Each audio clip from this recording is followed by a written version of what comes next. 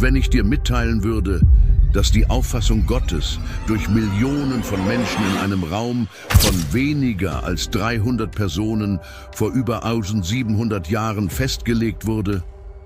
Das Konzil von Nikäa war mehr als nur eine Bischofssitzung.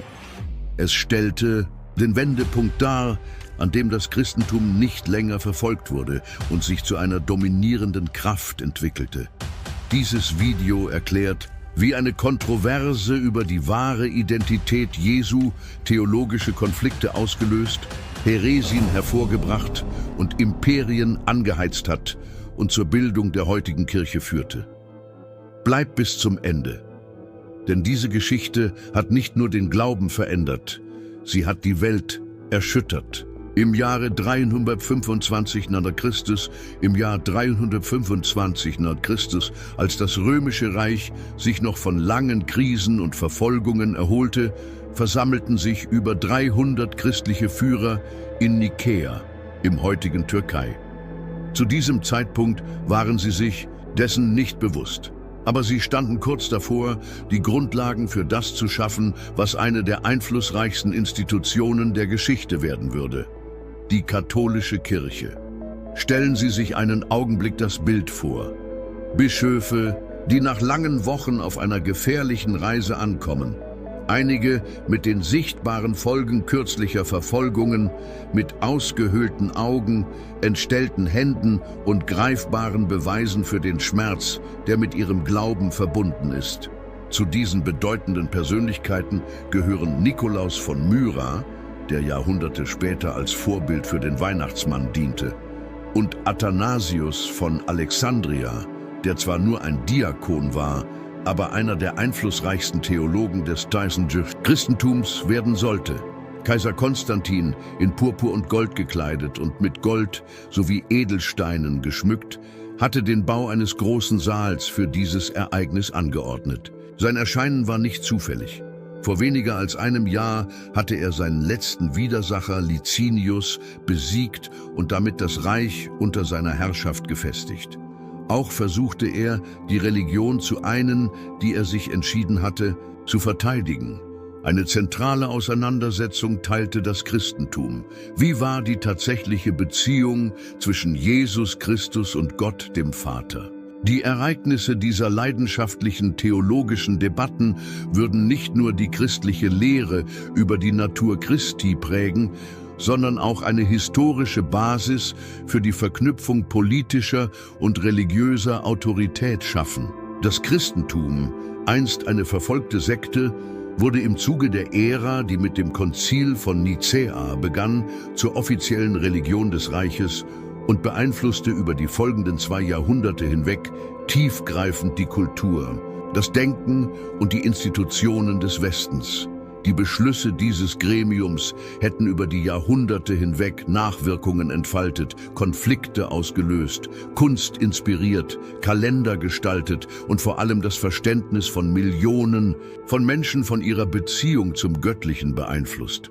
Wie kam es dazu, dass das Christentum sich innerhalb von nur 300 Jahren von einer kleinen, verfolgten jüdischen Gemeinschaft zu einer Religion entwickelte, die an der Schwelle zur imperialen Macht stand? Bei der Verbreitung von Jesu Lehren in den Städten des Römischen Reiches durch die Apostel handelte es sich um eine kleine Gruppe von Männern und Frauen, die vielen als eine Anomalie des Judentums galten.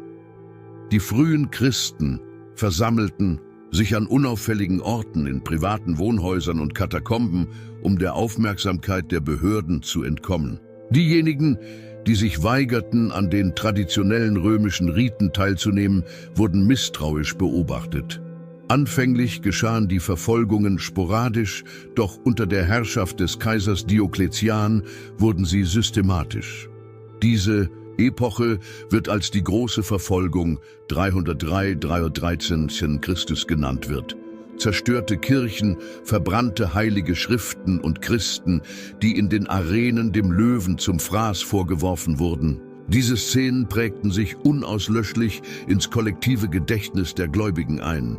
Paphnutius, der aus Ägypten stammte und angeblich beim Konzil von Nicäa anwesend war, verlor während dieser Verfolgungen ein Auge. Paul von Neo-Caesarea, hatte gelähmte Hände, die durch Verbrennungen mit glühenden Eisen verursacht worden waren. Jede einzelne dieser Personen verkörperte anschaulich eine Zeitspanne, die gerade in die Vergangenheit verbannt zu werden begann. Im Jahr 313 kam es zu einem entscheidenden Umbruch, als die Kaiser Konstantin und Licinius das Mailänder Edikt bestätigten, das im ganzen Reich religiöse Toleranz einführte. Christen war es nun möglich, ihren Glauben öffentlich zu praktizieren, ihre enteigneten Besitztümer zurückzubekommen und öffentliche Kirchen zu bauen. Das Christentum breitete sich rasch aus, vor allem unter den städtischen Klassen, Frauen und Sklaven, indem es ihnen eine Würde und Hoffnung gab, die das strenge römische Sozialsystem ihnen vorenthalten hatte. Diese neu gewonnene Freiheit brachte jedoch unerwartete Herausforderungen mit sich. Ohne äußere Verfolgung traten die theologischen Differenzen zwischen den verschiedenen christlichen Gemeinschaften offen zutage. In Alexandria, einer Stadt, die in der Antike für ihr intellektuelles Strahlen bekannt war, begann ein Priester namens Arius die Lehre zu verbreiten, dass Christus, obwohl er alle geschaffenen Wesen überragte, nicht identisch mit Gott, dem Vater sei. Stattdessen behauptete er, dass seine Schöpfung vor der Existenz der Zeit durch diesen erfolgt sei. Obwohl sie sich gerade zu festigen begann, löste diese auf den ersten Blick harmlose Vorstellung auf theologischer Ebene eine Kontroverse aus, die die Kirche zu fragmentieren drohte. Am 4. Im Laufe des Jahrhunderts wiesen die christlichen Gemeinschaften eine bemerkenswerte Vielfalt in ihren Riten und Überzeugungen auf. Einige Menschen feierten Ostern nach dem jüdischen Kalender, während andere es an verschiedenen Daten taten. Während einige klar definierte organisatorische Strukturen aufwiesen, verfolgten andere einen egalitäreren Ansatz. Einige hielten bestimmte Schriften für heilig, während andere sie verwarfen. Die während der Verfolgungszeit koexistierende Pluralität stellte nun eine Herausforderung für diejenigen dar, die das Christentum wie Konstantin als potenziellen Faktor zur Einigung des Reiches betrachteten. Es zeichnete sich die Idee eines Konzils ab, das Vertreter aller Kirchen versammeln würde, um diese Unterschiede zu klären. War Konstantin ein echter Christentumsanhänger? Oder handelte es sich um einen gewieften Politiker, der in diesem Glauben eine Möglichkeit zur Festigung seines Reiches sah? Historiker waren über Jahrhunderte hinweg auf diese Frage fokussiert. Sie ist noch immer umstritten. Laut dem offiziellen Bericht seines Biografen Eusebius von Caesarea soll Konstantin kurz vor der entscheidenden Schlacht an der Milvischen Brücke gegen Maxentius im Jahr 312 nach Christus eine göttliche Erscheinung erlebt haben. Er soll ein leuchtendes Kreuz am Himmel gesehen haben, begleitet von den Worten "In hoc signo vinces", mit diesem Zeichen wirst du siegen. Mit dieser himmlischen Leitung gab er seinen Kriegern den Befehl, ihre Schilde mit christlichen Zeichen zu verzieren. Tatsächlich errang er so einen bedeutenden Sieg. Die nachfolgenden Geschehnisse jedoch werfen einen Schatten auf diese Bekehrungserzählung. Konstantin behielt über viele Jahre hinweg seinen Titel als Pontifex Maximus, Hohepriester der traditionellen römischen Religion. Er blieb auf den Münzen neben heidnischen Gottheiten wie Sol Invictus präsent und gab bestimmte imperiale Riten mit klassischen religiösen Konnotationen nie ganz auf. Es ist noch wesentlicher, dass er erst im Jahr 337 nach Christus auf seinem Sterbebett "Er wurde christlich getauft", was zu dieser Zeit nicht ungewöhnlich war, aber auf eine komplexe Beziehung zur christlichen Religion hinweist. Im Jahr 324 wurde eine entscheidende Wende eingeläutet. Konstantin besiegte seinen letzten Widersacher, den oströmischen Kaiser Licinius, und vereinte zum ersten Mal seit vielen Jahren das gesamte römische Reich unter seiner Herrschaft. Er würde das Konzil von Nikäa 8 Monate später einberufen. In diesem Zeitraum wurde die soziale Harmonie in großen Teilen der östlichen Gebiete des Reiches durch theologische Konflikte, vor allem die arianische Kontroverse, bedroht. In einem Brief an Arius und Patriarch Alexander äußerte Konstantin seinen Unmut, solange ihr weiterhin über diese nebensächlichen und unwichtigen Fragen debattiert, halte ich es nicht nur für inakzeptabel, sondern tatsächlich für schädlich, dass so viele Gläubige Gottes so gespalten sind. Auch die Verbindung Konstantins zu seiner Mutter Helena bringt eine weitere komplexe Facette in seine Beziehung zum Christentum ein. Helena, die später zur Heiligen erklärt wurde, war eine fromme Christin, die Pilgerfahrten ins Heilige Land machte und der Überlieferung zufolge Reliquien wie das wahre Kreuz gefunden haben soll. Seine Mutter könnte einen bedeutenden Einfluss auf seine Christentum-Interpretation gehabt haben, auch wenn man anmerken kann, dass Konstantin ihre religiöse Begeisterung politisch nutzte, um seine Autorität unter den Christen zu stärken. Im Jahr nach dem Nicäa-Konzil fand das schwerwiegendste Ereignis in Konstantins Privatleben statt. Er ließ seinen Sohn Crispus und kurz darauf seine Frau Fausta hinrichten, offenbar aufgrund einer vermuteten Affäre zwischen ihnen.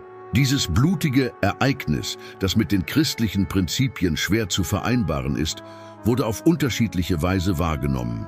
Von einer Eifersuchtkrise bis hin zu einer komplexen Hofintrige. Dies bringt ein grundlegendes Paradoxon ans. Licht, der Einzelne, der das erste große christliche Konzil leitete und eine Schlüsselrolle bei seiner Verbreitung spielte, war auch in der Lage, extreme Gewalttaten zu verüben, sogar innerhalb seiner eigenen Familie. Wie konnte eine Auseinandersetzung über die Beschaffenheit Christi die Unversehrtheit des Reiches bedrohen? In Alexandria, dem Zentrum der intellektuellen Aufregung im östlichen Mittelmeerraum, begann ein Priester namens Arius, ein älterer, strenger und charismatischer Mann, eine Lehre zu verbreiten, die schnell die größte theologische Kontroverse auslöste, die das aufkeimende Christentum je erlebt hatte. Arius zufolge war Christus, obwohl er allen Geschöpfen überlegen war, nicht ewig wie Gott der Vater. Er wurde von diesem vor der Zeitexistenz erschaffen. Arius erklärte, es gab eine Zeit, in der der Sohn nicht war, und stützte sich auf Bibelstellen wie »Der Vater ist größer als ich«, Johannes 14,28. Obwohl dieser Gedanke wie ein theologisches Detail erscheinen mag, waren seine Konsequenzen radikal.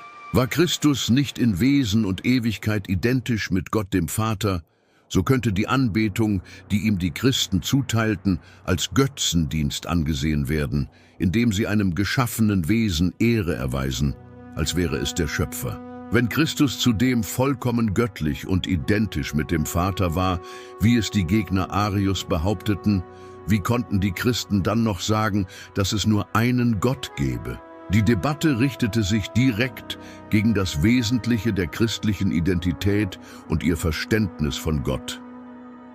Im Jahr 318 verurteilte Alexander von Alexandria die Lehren des Arius und exkommunizierte ihn während einer lokalen Synode. Arius suchte weit davon entfernt, diese Verurteilung zu akzeptieren, nach Unterstützung in anderen Regionen und fand mächtige Verbündete wie Eusebius von Nikomedia, den Bischof der Stadt, in der Kaiser Konstantin oft residierte. Die Debatte breitete sich rasch über das gesamte östliche Mittelmeer aus und führte zu Spaltungen innerhalb von Kirchen, Gemeinschaften und sogar Familien. Bei seiner Unterrichtung über den Konflikt schob Konstantin ihn zunächst als eine nichtige Angelegenheit zur Seite. Um die Einheit der Kirche und des Reiches zu bewahren, forderte er beide Parteien zur Versöhnung auf. Die Argumentation beider Parteien basierte auf denselben Schriften, die jedoch unterschiedlich ausgelegt wurden. Die Arianer zitierten Stellen, die darauf hindeuteten, dass Christus sich unterordnete, wie etwa seine Äußerung, der Vater ist größer als ich, oder Paulus' Bezeichnung als erster Sohn aller Schöpfung. Arianismuskritiker, zu denen ein junger Diakon namens Athanasius gehörte, der trotz seines Alters eine entscheidende Rolle im Konzil spielen würde, untermauerten ihre Position mit Versen wie »Ich und der Vater sind eins«, Johannes 10,30. Sie hoben die ewige Zeugung des Sohnes durch den Vater hervor, die ohne Anfang und Ende ist, und schufen so eine göttliche Gleichheit zwischen Sohn und Vater in allen Aspekten. Die Logik des Arianismus, die sowohl einfach als auch mächtig ist, hat viele Menschen verführt. Wenn Gott einzigartig ist und Christus Gott, aber zugleich vom Vater unterschieden ist, wie lässt sich dieser scheinbare Widerspruch versöhnen? Der Arianismus entwickelte eine durchdachte Antwort. Christus, als das erste und größte der geschaffenen Wesen, fungiert als idealer Mittler zwischen Gott und den Menschen, ist jedoch nicht Gott im gleichen Sinne wie der Vater. Diese Position erschien als bessere Bewahrung des strengen Monotheismus, den die Juden seit Jahrhunderten vertraten und den viele Christen, insbesondere die vom Judentum zum Christentum konvertierten, sehr schätzten. Im Jahr 324, als Konstantin Licinius besiegte, um das Reich zu einen, hatte der arianische Streit besorgniserregende Ausmaße angenommen. Die östlichen Kirchen waren stark zersplittert und der Konflikt drohte, sich bis in den Westen auszubreiten. Ein frisch konsolidiertes Reich unter der Herrschaft eines einzigen Kaisers konnte sich eine von theologischen Streitigkeiten zerrissene Kirche nicht leisten, zumal Konstantin im Christentum einen potenziellen Faktor für die Einigung sah. Ob aus politischem Pragmatismus oder aus einem echten religiösen Anliegen, der Kaiser beschloss, eine beispiellose Versammlung einzuberufen. Ein Konzil, das alle christlichen Bischöfe der Welt versammeln sollte, um die Frage nach der Natur Christi und seiner Beziehung zu Gott dem Vater endgültig zu klären. Im Frühjahr des Jahres 325 füllten zahlreiche Reisende die staubigen Straßen des Römischen Reiches, die sich alle an einem einzigen Ort versammelten: in Nikäa. Diese Wege dienten nicht Händlern oder Soldaten, sondern gläubigen Personen wie Bischöfen und Führungspersönlichkeiten christlicher Gemeinschaften, die einer einzigartigen Berufung folgten. Kaiser Konstantin, der die Verfolgungen gegen Antichristen erst vor 12 Jahren beendet hatte, rief nun die Vertreter dieses Glaubens auf, sich unter seinem Schutz zu versammeln. Die vom Imperium organisierte Logistik war für die damalige Zeit bemerkenswert. Versetzen Sie sich kurz in die Lage. Hunderte von Geistlichen mussten eine Reise aus den entferntesten Ecken der bekannten Welt antreten. Vom heißen Ägypten bis zu den kalten Böden der Bretagne wurde unter dem Kaiser ein kaiserliches Postsystem eingerichtet, um diese Würdenträger zu transportieren. Die Bischöfe hatten das außergewöhnliche Privileg, die offiziellen Wagen des Reiches, bekannt als Cursus Publicus, zu benutzen. Dies verdeutlicht die Bedeutung, die Konstantin diesem Ereignis beimessete. Die römische Verwaltung verpflichtete sich zum ersten Mal in der Geschichte, eine religiöse Versammlung zu unterstützen. Bei ihrer Ankunft in Nikäa standen für die Teilnehmer vorbereitete Unterkünfte bereit. Es waren durch Wachen gesicherte Schutzmaßnahmen vorhanden. Und der kaiserliche Schatz deckte alle ihre Bedürfnisse.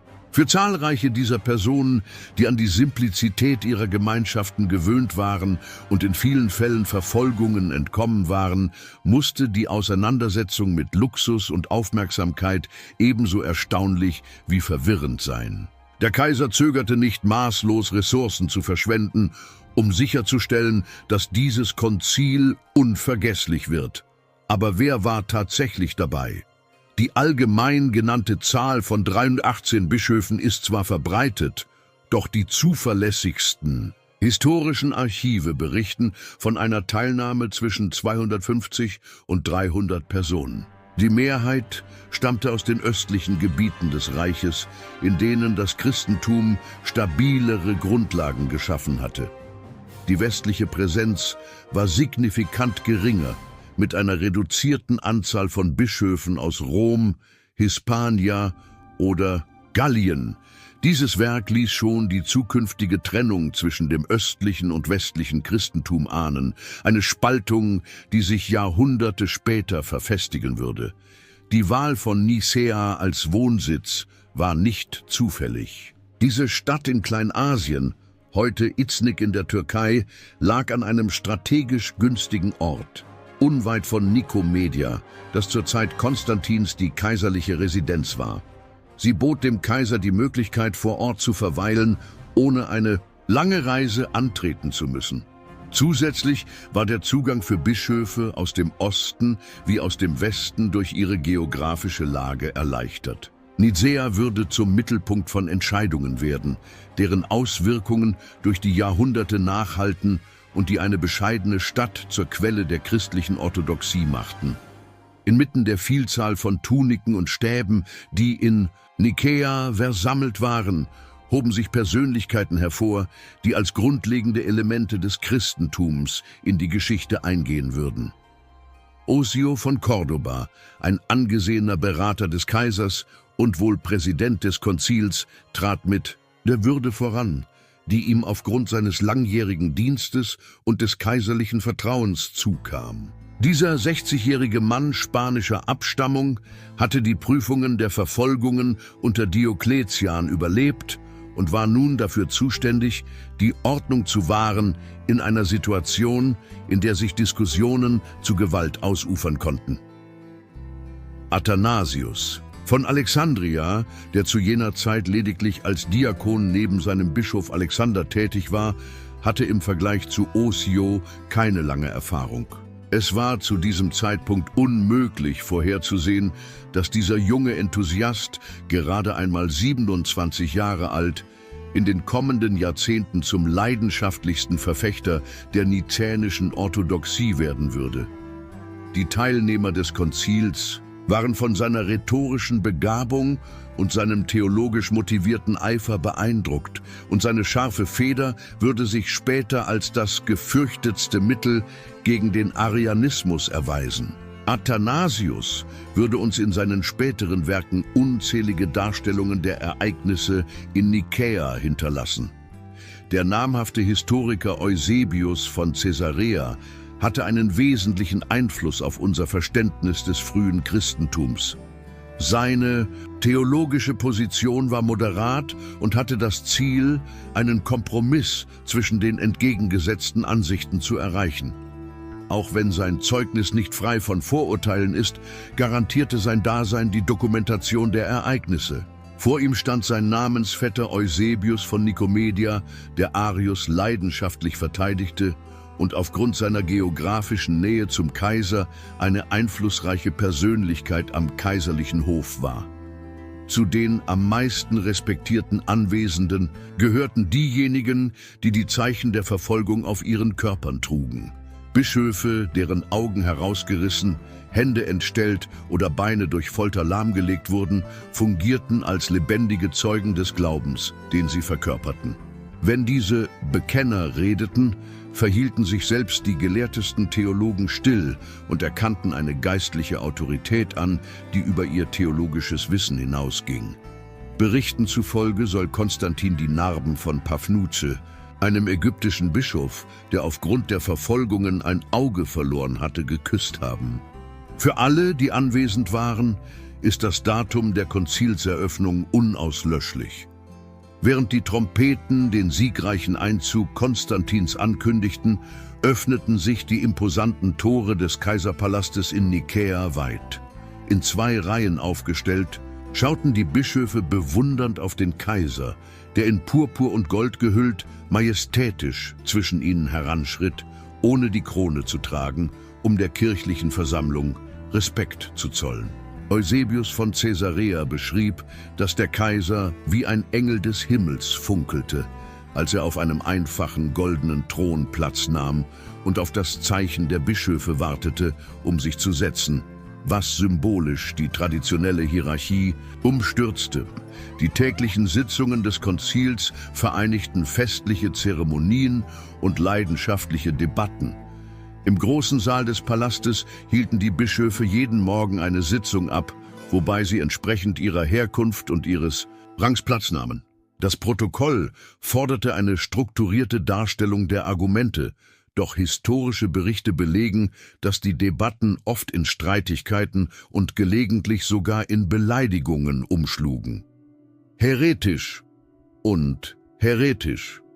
Es handelte sich um Behauptungen, die zwischen den Marmorsäulen widerhallten, wenn die Gefühle den konventionellen Rahmen des Konzils überschritten.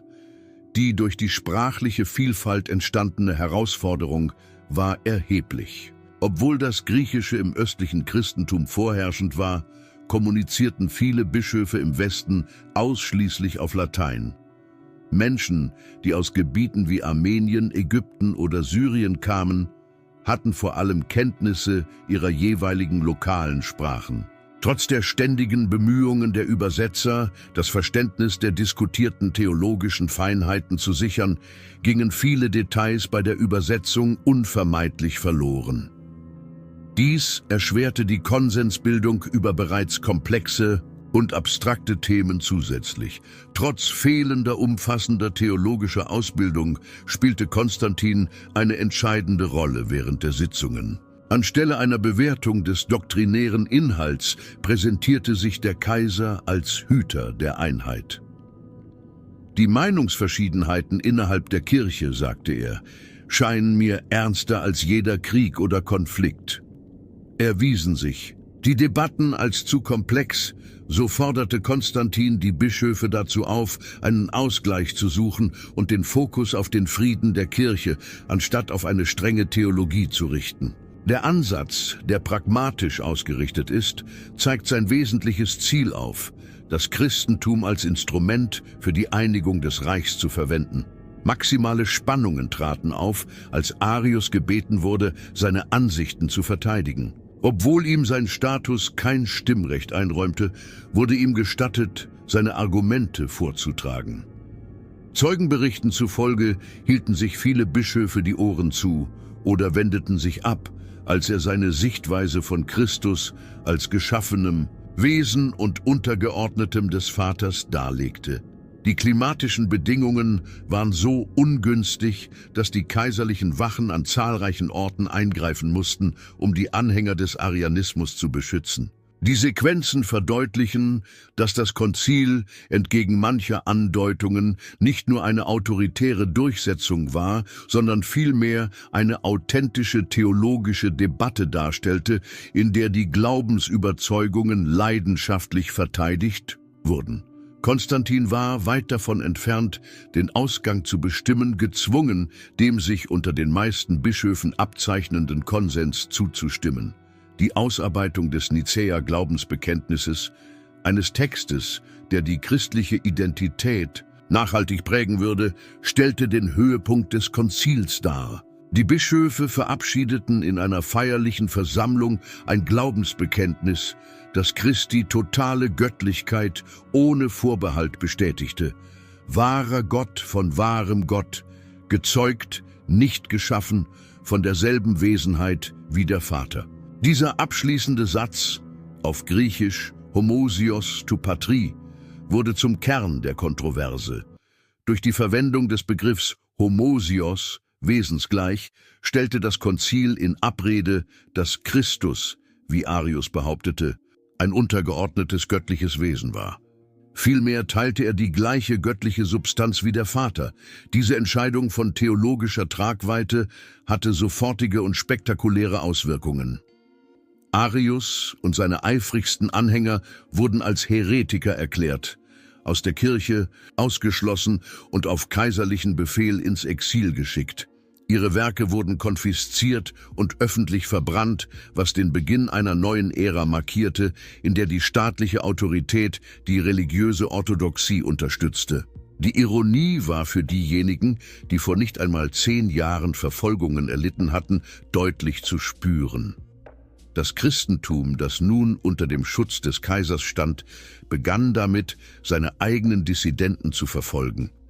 Ein weiterer wesentlicher Beschluss des Konzils war die Festlegung eines einheitlichen Ostersonntagsdatums. Bis zu diesem Zeitpunkt feierten viele christliche Gemeinschaften, vor allem in Kleinasien, Ostern am gleichen Tag wie das jüdische Passafest, 14. Nisan nach dem jüdischen Kalender, während andere es am darauffolgenden Sonntag feierten.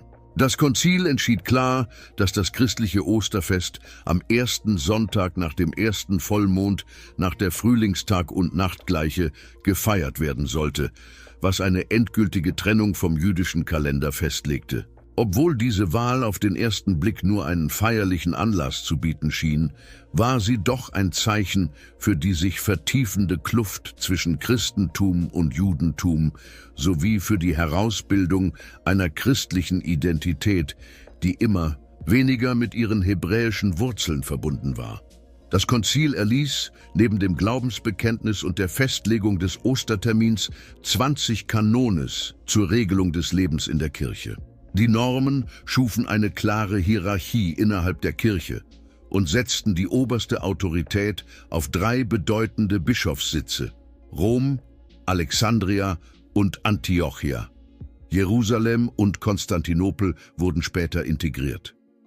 Auch disziplinarische Aspekte wurden festgelegt, darunter die Kriterien für die Bischofsernennung, das Verbot für den Klerus, Zinsen zu verlangen, sowie das Verbot der Selbstkastration, einer extremen asketischen Praxis, die von einigen aufgrund wörtlicher Interpretationen bestimmter evangelischer Passagen praktiziert wurde.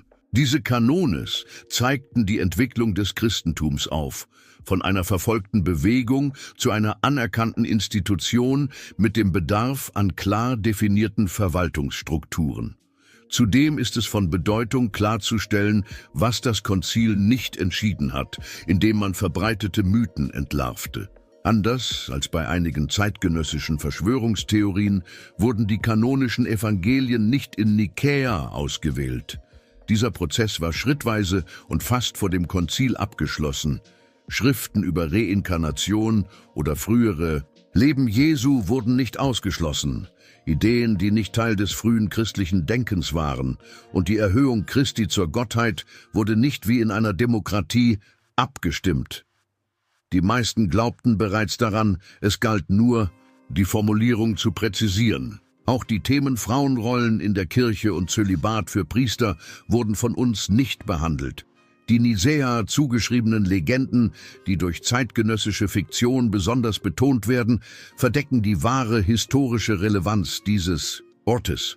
Hier wurde die grundlegende theologische Identität des Christentums festgelegt und begann die Wandlung von einer verfolgten zu einer auf der Grundlage der westlichen Welt. Als die Bischöfe im Sommer 325 Nicäa verließen, durchlief das Christentum eine irreversible Transformation. Es wurden dogmatische Entscheidungen getroffen, doch deren Umsetzung würde eine ganz andere Sache darstellen. Ario wurde zusammen mit seinen 2 loyalen Gefährten, den Prälaten Theognis von Nikäa und Eusebius von Nikomedia, in die illyrischen Provinzen verbannt. Seine Werke, die über einen langen Zeitraum hinweg mit Sorgfalt reproduziert und verteilt worden waren, wurden nun von den kaiserlichen Beamten kontinuierlich verfolgt. Auf den öffentlichen Plätzen von Alexandria, Antiochia und anderen großen Städten loderten Freudenfeuer, in denen die arianischen Schriften unter dem Beifall ihrer Gegner verbrannt wurden. Es war ein einmaliges Ereignis in der Geschichte, bei dem die römische Staatsmaschinerie, die etwa 10 Jahre zuvor christliche Bücher verbrannt hatte, nun begann, Texte im Namen der christlichen Orthodoxie zu vernichten. Dieses Ereignis stellte einen beunruhigenden Präzedenzfall dar, das Entstehen der institutionellen religiösen Zensur. Der Staat, der einst dem Christentum feindlich gesinnt war, wird nun zu dessen Unterstützer und Verteidiger, stellt aber auch eine potenzielle Quelle der Korruption dar. Einige Bischöfe, vor allem die, die während der Verfolgungen gefoltert wurden, äußerten ihr Unbehagen über diese jüngste Entwicklung. Paphnutio von Theben, der wegen seiner Glaubensverteidigung ein Auge verloren hatte und hinkte, soll geäußert haben: Die Fesseln eines Bekenners dürfen sich nicht in Ketten für einen Heretiker verwandeln. Viele christliche Führer, verführt durch die kaiserliche Unterstützung, nahmen jedoch diese neue Macht begeistert an, um die Orthodoxie zu etablieren. Obwohl Konstantin offiziell nicht in der Kirche war, nahm er in seinen letzten Jahren zunehmend an kirchlichen Angelegenheiten teil. Wie viele Römer seiner Epoche hatte der Kaiser seine Taufe aufgeschoben, weil er glaubte, dass dieses Sakrament alle bis dahin begangenen Sünden tilgte.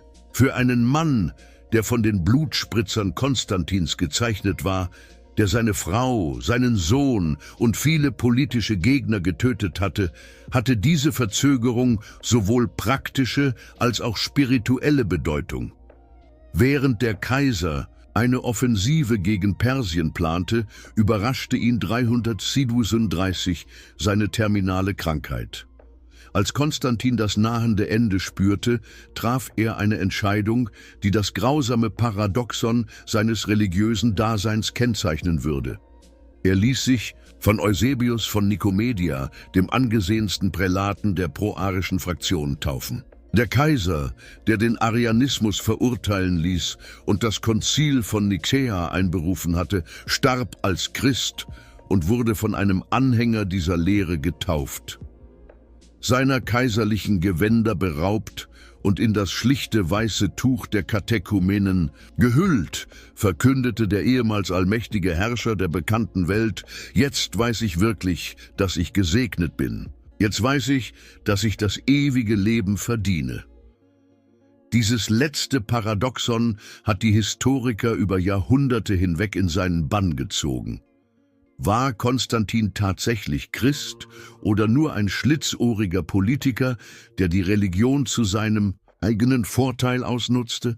Die Beweise legen nahe, dass die Reaktion differenzierter ausfällt als eine der beiden extremen Positionen. Konstantin hat im Verlauf seines Lebens offensichtlich eine spirituelle Wandlung durchgemacht, die von einer Sonnenverehrung, die ihm sein Vater vermittelt hatte, zu einer immer stärkeren Identifikation mit dem Christentum führte. Seine Sichtweise des Christentums wurde jedoch stets von seiner heidnischen Erziehung und seinen imperialen Verpflichtungen geprägt. Er sah die Religion als eng verbunden mit dem Wohlstand des Reiches an. Ein angemessener, göttlicher Kult gewährte die Pax Deorum, den Frieden mit den Göttern, der das kollektive Wohl sicherte. Was die Beziehung zwischen Kirche und Staat anbelangt, so stellte sich Konstantins Erbe als dauerhaft und zugleich problematisch dar. Einerseits stellte seine Unterstützung eine Befreiung für das Christentum von Jahrhunderten der Verfolgung dar und verschaffte ihm die Mittel, um sich wie nie zuvor zu entwickeln. Außerdem hat sein Eingreifen in doktrinäre Fragen einen riskanten Präzedenzfall für staatliche Interventionen in theologischen Angelegenheiten geschaffen. Die byzantinische Vorstellung der Symphonie zwischen kaiserlicher und kirchlicher Autorität, bei der der Kaiser fast als 13. Apostel galt, hat ihren Ursprung in der konstantinischen Tradition. Über einen Zeitraum von mehr als 1000 Jahren sahen sich die byzantinischen Kaiser in ihrer Rolle als Beschützer und Schiedsrichter der Orthodoxie, was ihnen wie ein zweites Naturell vorkam. Sie beriefen Konzile ein und legten manchmal Doktrinen auf, so wie Konstantin beim Konzil von Nikäa.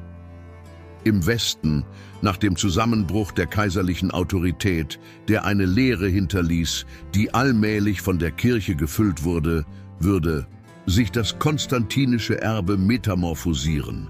Das Konzept, dass die irdische Macht die Kirche unterstützen und bewahren sollte, würde seinen Höhepunkt in der mittelalterlichen Theorie der zwei Schwerter erreichen. Obwohl der westliche Augustinismus und die byzantinische Theokratie offensichtlich gegensätzlich sind, teilen sie einen gemeinsamen Ursprung. Die revolutionäre Verschmelzung von Christentum und kaiserlicher Autorität, eingeleitet von Konstantin und hervorgehoben auf dem Konzil von Nicäa. Die Entwicklung des Arianismus seit seiner offiziellen Verurteilung auf dem Konzil von Nikäa ist einer der erstaunlichsten und am wenigsten bekannten Aspekte der christlichen Geschichte. Diese Lehre, die lange als heretisch galt, erlosch nicht, sondern erfuhr ein bemerkenswertes Comeback des Interesses. In der Zeit von 337 bis 361 unter der Herrschaft von Constantius II., dem Sohn und Nachfolger Konstantins, erhielt der Arianismus durch die Unterstützung des Kaisers einen bedeutenden Auftrieb und wurde nahezu zur offiziellen Lehre des Reiches erhoben.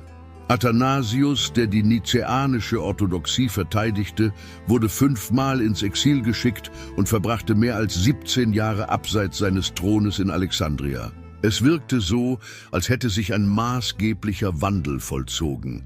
Die Verlierer von Nicaea bestimmten nun das Geschehen in der Kirche, während die Anhänger des nikäischen Glaubensbekenntnisses marginalisiert wurden.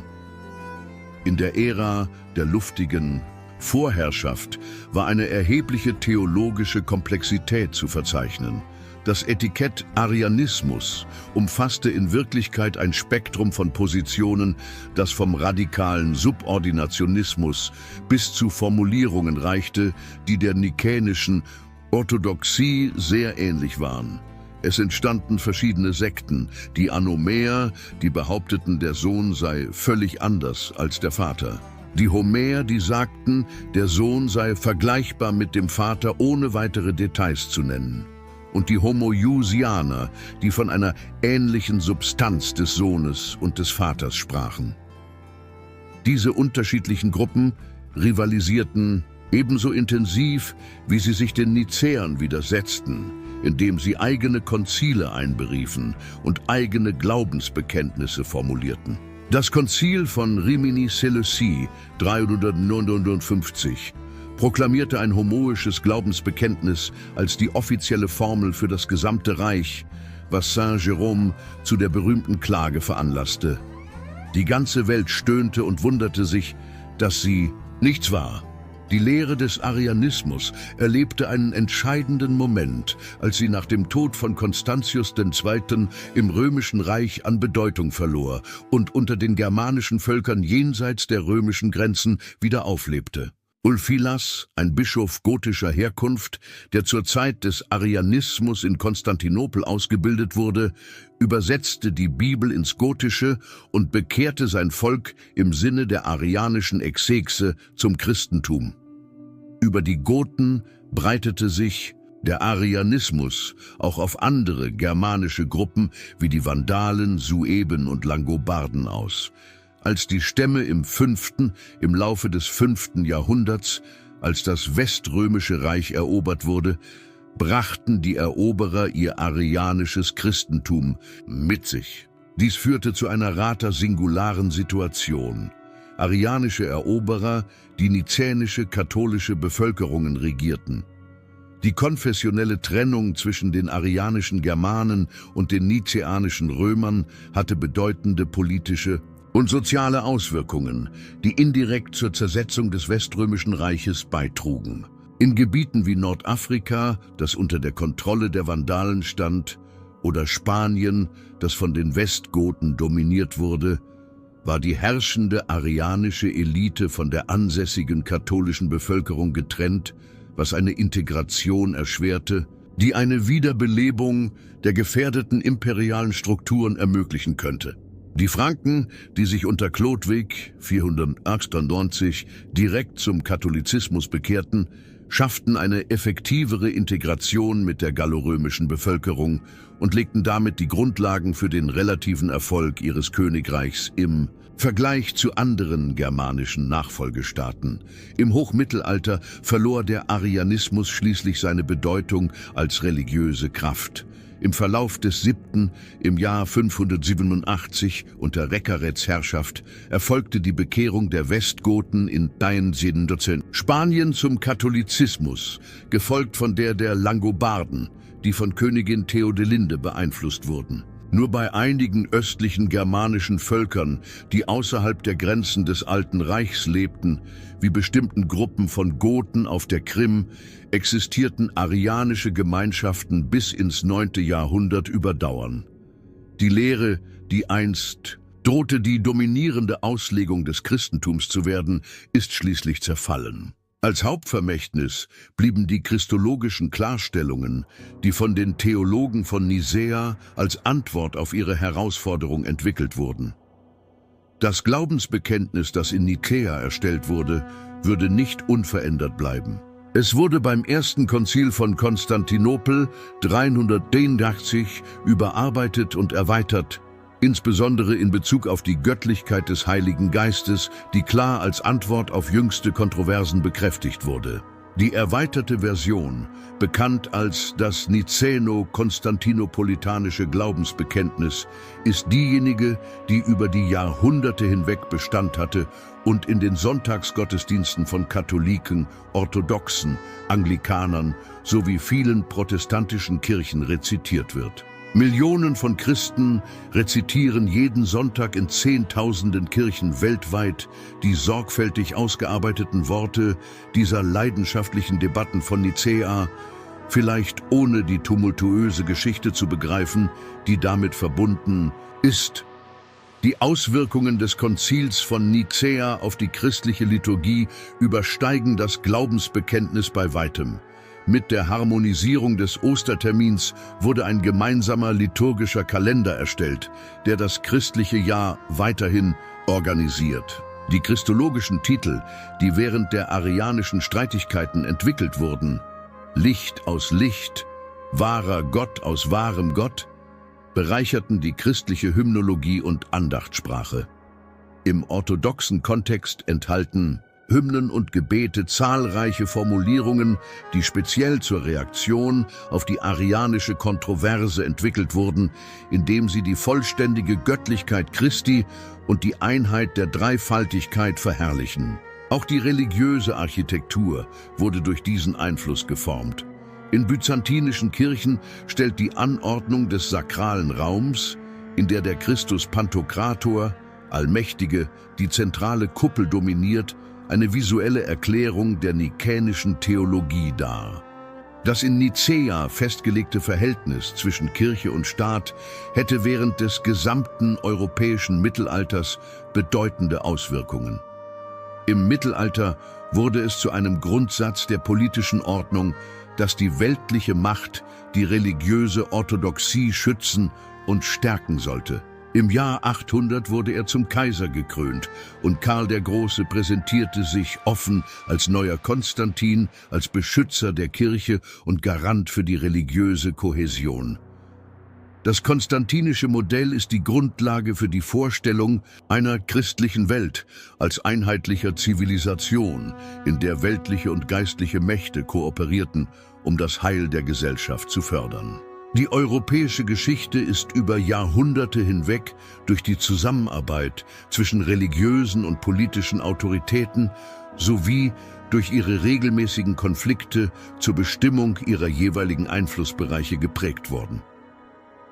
Trotz der scheinbaren Klärung der christologischen Frage auf dem Konzil von Nikäa war dies nicht zutreffend. Im Laufe der nachfolgenden Jahrhunderte lud die Kirche zu mehreren Konzilen ein, um Aspekte der Beziehung zwischen der göttlichen und menschlichen Natur Christi festzulegen. Konstantinopel 381, Ephesus 431, Chalcedon 451, Konstantinopel 395 und 386. Jedes Konzil versuchte, die unbeantworteten Fragen seines Vorgängers zu klären und vertiefte so das Geheimnis der Inkarnation. Die Diskussionen über die Christologie betrafen nicht nur theoretische theologische Fragestellungen, sondern waren auch Ausdruck kultureller und politischer Spannungen im Inneren des christlichen Reiches, vor allem zwischen den Traditionen von Alexandria und Antiochia. Die Auseinandersetzungen führten zu Spaltungen, aus denen die bis heute bestehenden nicht-chalkedonischen orientalischen Kirchen, koptisch, syrisch, armenisch, äthiopisch, hervorgingen. Das Nicäno-Konstantinopolitanum ist heutzutage eines der wenigen Elemente, die von nahezu allen traditionellen christlichen Konfessionen als autoritativ anerkannt werden. Obwohl dies unterschiedliche Interpretationsnuancen umfasst, betrachten Orthodoxe, Katholiken, Anglikaner, Lutheraner und zahlreiche reformierte Kirchen es als einen wesentlichen Ausdruck ihres Glaubens. Nur einige antitrinitarische protestantische Gruppen wie die Unitarier und einige restaurationistische Gruppen lehnen die Nicäa-Theologie eindeutig ab. Die nahezu universelle Zustimmung unterstreicht den historischen Wert des Konzils. Es hat die grundlegenden Kriterien dafür festgelegt, was es bedeutet, auf doktrineller Ebene Christ zu sein, und eine theologische Identität geformt, die trotz aller späteren Brüche 17 Jahrhunderte lang Bestand hatte. Eine Vielzahl von Mythen entstand im Zuge des Konzils von Nikäa unter den tatsächlichen Geschehnissen. Eine besonders hartnäckige Vorstellung ist die, dass im Zuge des Konzils von Nikäa die kanonischen Evangelien durch eine Abstimmung ausgewählt wurden, wobei Dutzende anderer Texte ausgeschlossen wurden, die eine abweichende Perspektive auf Jesus bieten. Die in Werken wie der Da Vinci Code betonte und im Internet weit verbreitete Idee ist völlig unbegründet. Es gibt keine Quellen aus dieser Zeit, die von Diskussionen über den biblischen Kanon beim Konzil von Nicäa berichten. Die Archive des Konzils enthalten tatsächlich keinerlei Erwähnungen von Diskussionen über die Werke, die als Heilige Schrift qualifiziert werden sollten. Die Geschichte verdeutlicht, dass die Bestimmung des neutestamentlichen Kanons ein schrittweiser Prozess war, der nahezu vor dem Konzil von Nicäa abgeschlossen wurde. Irenäus von Lyon verwies bereits im Jahr 170 auf die 4 Evangelien als allgemein anerkannt. Ein Fragment von Muratori, das etwa aus dem Jahr 200 stammt, listet bereits die meisten Werke des Neuen Testaments auf, wie sie heute bekannt sind. Es steht außer Frage, dass es apokryphe Evangelien gab. Die meisten davon wurden jedoch im 2. und 3. im Laufe des Jahrhunderts, also lange nach den kanonischen Texten verfasst, wurde er nie in den Hauptgemeinschaften des Christentums weithin anerkannt. Die Evangelien mussten vom Konzil von Nikäa nicht ausgewählt werden, da diese Auswahl bereits organisch durch den liturgischen Gebrauch und den Konsens der Kirchen in den 2 vorhergehenden Jahrhunderten erfolgt war. Erstaunlicherweise basiert die heutige Mythologie über Nicäa größtenteils auf den Schriften von Voltaire und anderen Aufklärungsautoren, die versuchten, das Christentum zu entwerten, indem sie es als eine von der kaiserlichen Autorität auferlegte Erfindung darstellten. Voltaire schildert im Philosophischen Wörterbuch das Konzil als eine von Konstantin inszenierte Farce, bei der wenig gebildete Bischöfe über Doktrinen abstimmten, die sie kaum verstanden.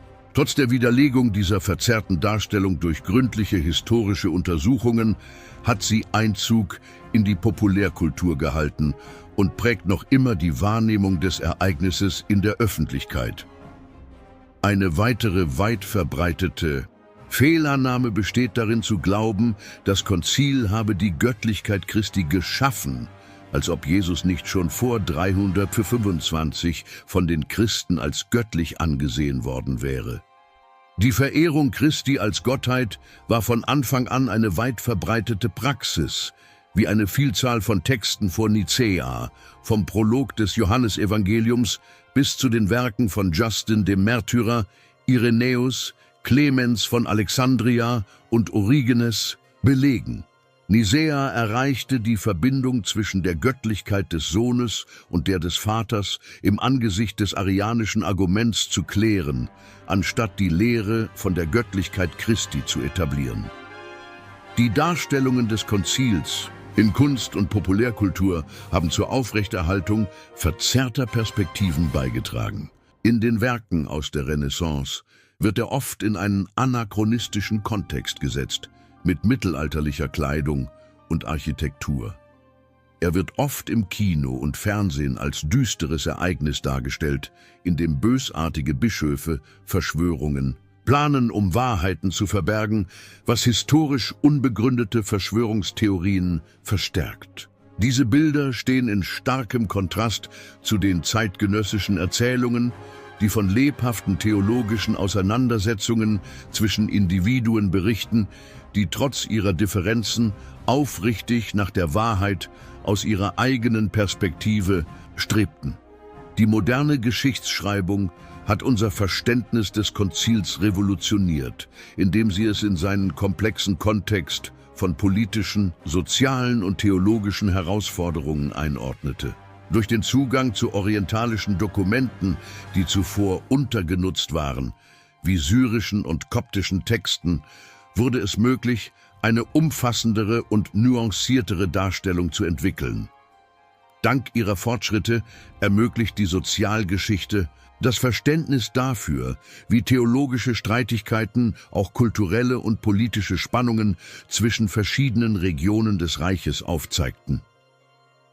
Die Untersuchungen zur Christianisierung des Römischen Reiches haben die Vielschichtigkeit dieses Prozesses verdeutlicht, bei dem kaiserliche Maßnahmen mit bestehenden sozialen und religiösen Dynamiken verknüpft waren.